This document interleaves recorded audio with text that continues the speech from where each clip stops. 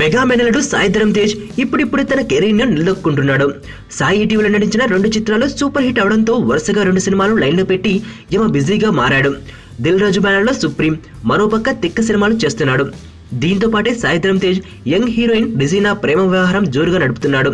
వీరిద్దరి మధ్య నడుస్తున్న ఈ ప్రేమ వ్యవహారం ఇప్పుడు తాజాగా మరింత ముదిరినట్లు కనిపిస్తోంది. సాయి ధరమ్ తేజ్ సుప్రీం, తిక్క చిత్రాల తర్వాత గోపీచంద్ మలినేని దర్శకత్వంలో ఓ సినిమా చేయనున్నాడట. ఈ చిత్రంలో హీరోయిన్ గా దర్శకుడు లావణ్య త్రిపాఠిని పరిశీలిస్తుంటే సాయి మాత్రం ఈ సినిమాలో రెజీనాను హీరోయిన్ గా తీసుకోవాల్సిందేనని ఆర్డర్ జారీ చేశాడట.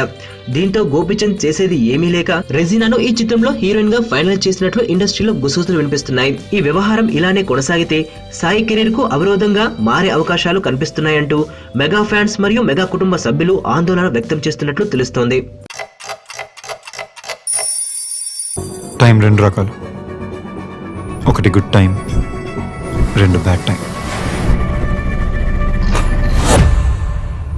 అమ్ము నా ప్రాణం. నేను 5th చదివేటప్పుడు తను 3rd క్లాస్లో జాయిన్ అయింది. తను చిన్నప్పుడు చూసినప్పుడు ఎప్పుడూ అనుకోలేదు తను పెద్దయ్యాక ఇంత అందంగా తయారవుతుంది.